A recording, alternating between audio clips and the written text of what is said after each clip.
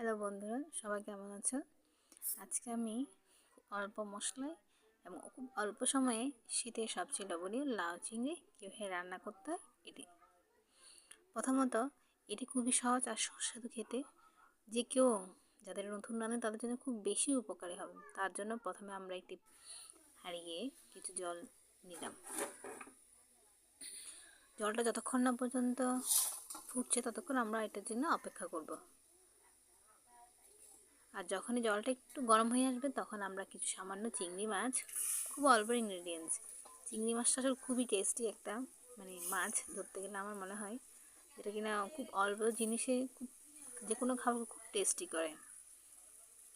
প্রথমে আমরা কিছু চিংড়ি মাছ নিলাম এবং পুরোটা সেদ্ধ হওয়ার জন্য আমরা কিছুক্ষণ অপেক্ষা করব। যখন দেখবো আমরা এভাবে চিংড়ি মাছগুলো ফুটছে পানিতে তখন আমরা আস্তে আস্তে একটা